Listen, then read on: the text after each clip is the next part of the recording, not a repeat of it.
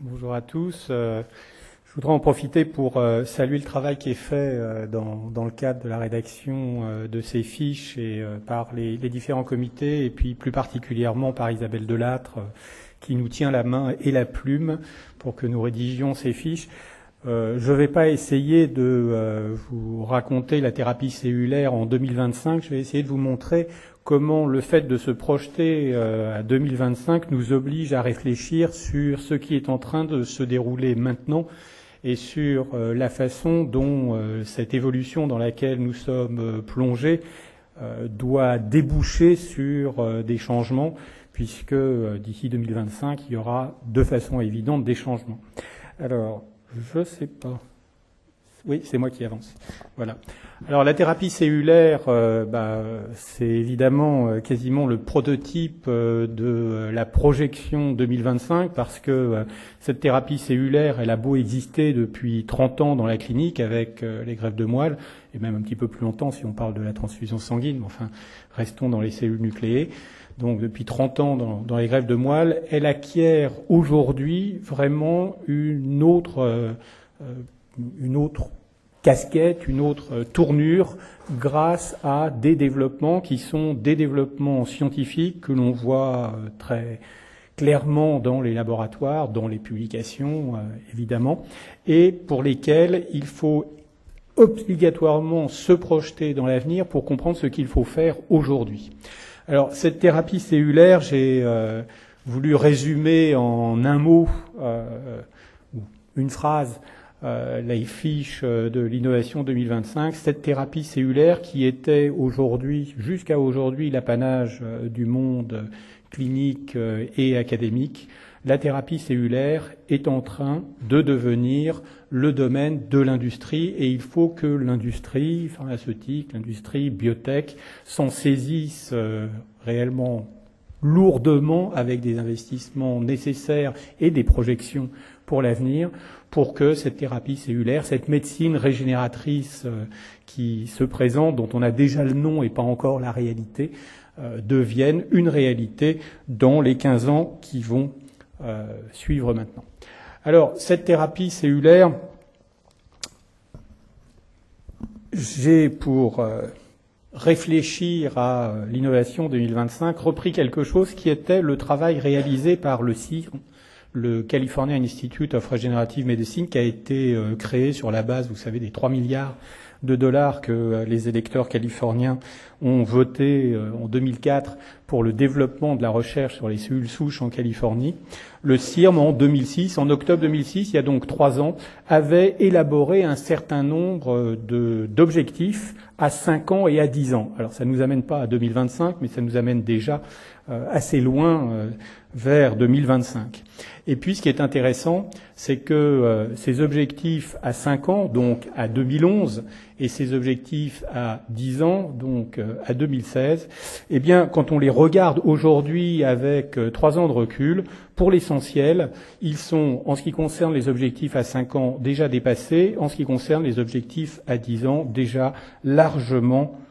remplis. Et j'ai mis ici un certain nombre d'indications sur ce qui était déjà, puisque c'était des objectifs chiffrés, accomplis. Et vous voyez que quasiment tous les objectifs à 5 ans sont atteints, que parmi les objectifs à 10 ans, il y en a déjà un qui est atteint, et on peut considérer qu'il y en a un certain nombre d'autres qui sont partiellement atteints. Alors évidemment, j'ai pas mis d'indications sur la façon dont, à 5 ans, ce programme a développé la recherche en Californie. D'abord parce que je m'en fiche un petit peu, et puis ensuite parce que il y a d'autres facteurs qui interviennent, et éventuellement la rupture actuelle financière dans les universités californiennes risque de mettre en cause cet objectif-là. Alors si on regarde parmi les objectifs à 10 ans, alors là j'ai mis ce qui était en cours, et vous voyez que là aussi, quasiment tous les objectifs à 10 ans sont déjà en cours dans les laboratoires. Alors qu'est-ce qui manque là-dedans ? Qu'est-ce qui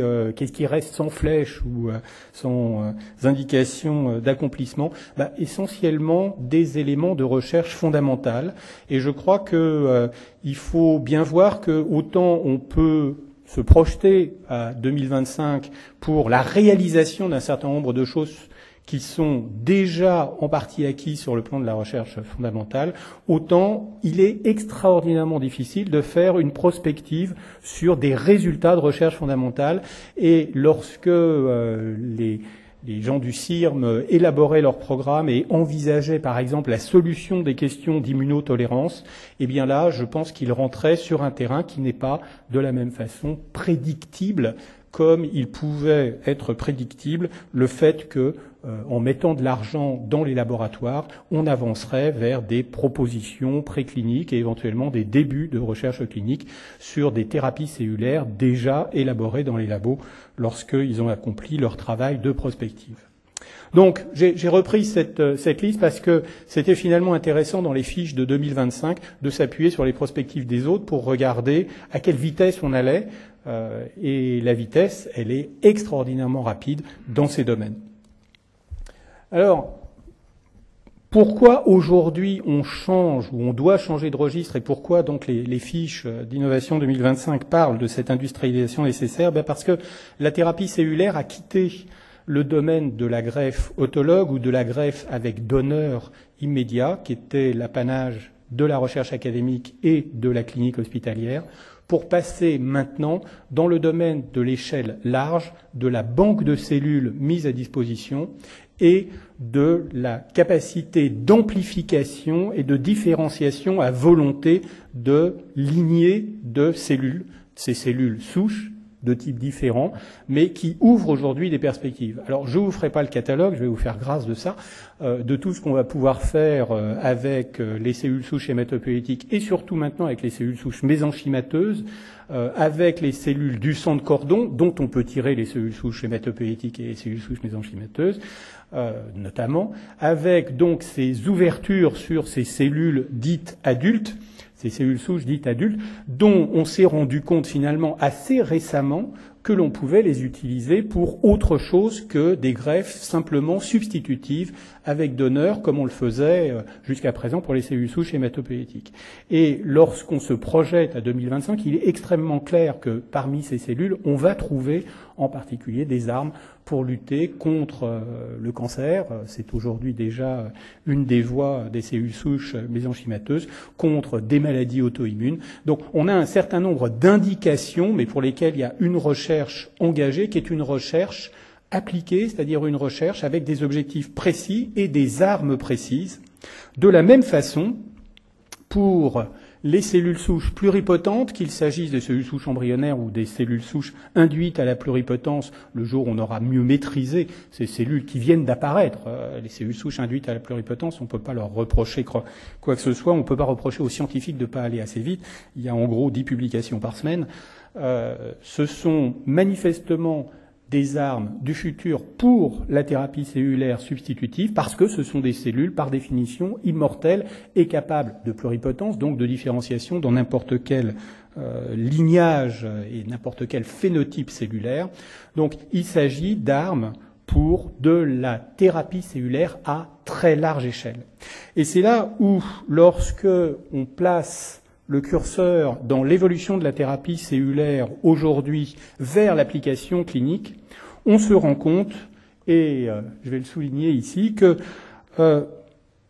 on a aujourd'hui, mais aujourd'hui, quand je dis aujourd'hui, c'est dans les 30 secondes qui suivent, nous avons absolument besoin de construire les consortiums du domaine de la recherche publique et de la recherche industrielle, du domaine industriel de la production, pour aller vers cette thérapie cellulaire. Aujourd'hui, il ne s'agit pas, comme c'était le cas il y a 30 ans, de prendre de la moelle osseuse chez un donneur, d'avoir un centre capable de la préparer, de trier éventuellement les cellules, ce qu'on fait depuis quelques années, pour le réadministrer chez un patient. Nous avons besoin d'envisager la thérapie cellulaire appliquée à des centaines de milliers, à des millions de patients, c'est-à-dire le domaine de l'industrie. Et pour ça, nous avons besoin dès aujourd'hui de la contribution directe de la recherche industrielle, parce que il manque dans notre organisation aujourd'hui énormément de force de ce côté-là. Vous avez ici, il va y avoir 3 diapos, les 2 premières diapos